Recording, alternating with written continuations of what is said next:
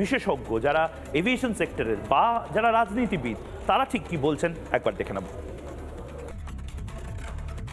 পশ্চিমবঙ্গের সবকিছুই আলাদা রকম। আজকে যেভাবে পশ্চিমবঙ্গে সিপিএম এর সময় থেকে এবং আজকে তো তৃণমূলে জমি দখলের তো একটা মানে ইস্যু হয়ে দাঁড়িয়েছে, যে বহুতল বাড়িগুলো যে হয়েছে সেগুলোও কি খুব একটা পারমিশন নিয়ে হয়েছে? অপরচুনিটি চলে এলো তৃণমূল সরকারের জন্য টাকা খেয়ে বহুতল বাড়ি বানাবার। আমাদের যেহেতু একটা ফানেলিং জোন আছে যেখানে 10 মিটার অবধি হাইট আর কি অ্যাপ্লিকেবল, সেখানে পার্টিকুলার 2-3টে ওয়ার্ড আর নিউ ব্যারাকপুরের কিছু অংশ যেখানে কিন্তু এই ধরনের বাড়ি অনুমোদন হয় না। তৃণমূলে না বলে তো সিম্পল ফর্মুলা, পয়সা দিন, আপনি যা ইচ্ছে তাই করুন, পয়সা দিলে পরে হয়ে যাবে। আপনি 6 তলা বানান, 4 তলা মাইনাস হয়ে যাবে, দেখাবে 2 তলা, আপনি দেখতেই পাবেন না, দূরবীন দিয়েও দেখতে পাবেন না 6 তলা বিল্ডিং আছে। দুম করে একটা যেখানে বসতি হয়ে যায়, দুম করে সেই বসতি থেকে যদি সেগুলো আগে দেখানি কেন? এয়ারপোর্ট অথরিটি যখন সামনে হয়েছে সেগুলো তো তাদেরও দেখা উচিত ছিল, তাদের তো পারমিশন লাগে, এয়ারপোর্ট অথরিটি দেখেনি কেন? এখন এই কথাগুলো বলছে।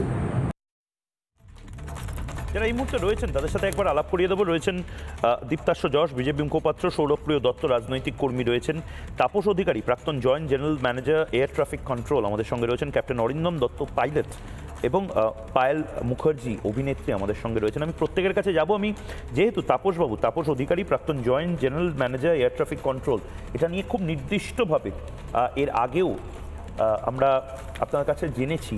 আপনি যদি একটু বুঝিয়ে বলেন যে এই নির্দেশিকা যেটা অলরেডি ছিল, কিন্তু এই নির্দেশিকা এখন আবার নড়ে চড়ে বসা, এবং এই নড়ে চড়ে বসার পর অনেকের কিন্তু মাথায় হাত পড়তে পারে।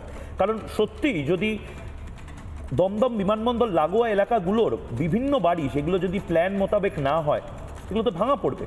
অন্তত ভাঙা পড়াটা উচিত।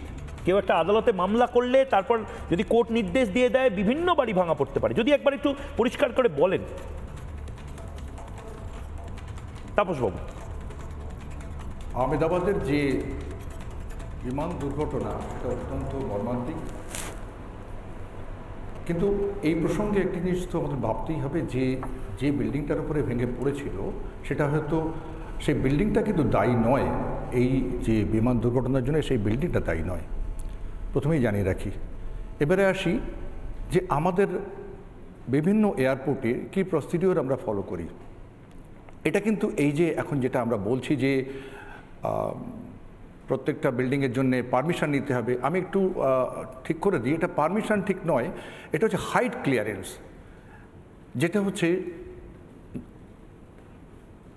ভারত সরকারের পক্ষ থেকে এয়ারপোর্টস অথরিটি অফ ইন্ডিয়া, তারা প্রত্যেকটা এয়ারপোর্ট, আমাদের ভারতবর্ষের প্রত্যেকটা এয়ারপোর্টকে এবং তাদের ফ্লাইট পাথকে সেফ রাখার জন্যে একটা নির্দেশিকা জারি করেছে, যেখানে এয়ারপোর্টের আশপাশে, অর্থাৎ কলকাতা এয়ারপোর্ট যদি আমি ধরি, কলকাতা এয়ারপোর্টের 56 কিলোমিটারের মধ্যে যত বিল্ডিং হবে তাদের জন্যে কিন্তু একটা অনলাইনে আবেদন করতে হবে। কিসের জন্যে?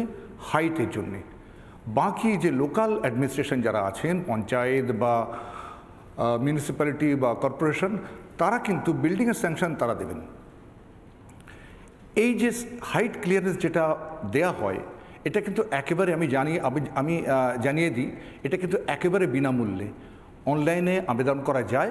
মানে এটাতে কোনো দুর্নীতির সম্ভাবনা নেই? মানে এটা আপনি আবারও বলছি, এটা সাধারণ মানুষের মানে এটা জানাটা প্রয়োজন যে এই হাইট ক্লিয়ারেন্সটা সিভিল এভিয়েশন দপ্তর থেকে নো অবজেকশন সার্টিফিকেটটা তার মানে কোনো টাকার বিনিময়ে পাওয়া যায় না। এটা মানে কোনো দালাল এসে যদি বলে যে আপনি 5,000 টাকা দিন আমি এটা করিয়ে দেবো, সেটা একেবারে বেআইনি তার মানে হবে? একেবারে ঠিক বলেছেন। যে আমি বলতে পারি অন্তত এয়ারপোর্টস অথরিটি অফ ইন্ডিয়া বা গভর্নমেন্ট অফ ইন্ডিয়া কিন্তু এটার জন্য কোনো টাকা পয়সা ধার্য করা হয় না। নানা ধরনের কন্টেন্ট দেখার জন্য লাইক করুন, শেয়ার করুন আমাদের ফেসবুক পেজ, সাবস্ক্রাইব করুন আমাদের ইউটিউব চ্যানেল। পাশাপাশি অন্যান্য ব্রেকিং নিউজের জন্য অবশ্যই চোখ রাখুন রিপাবলিক বাংলায়।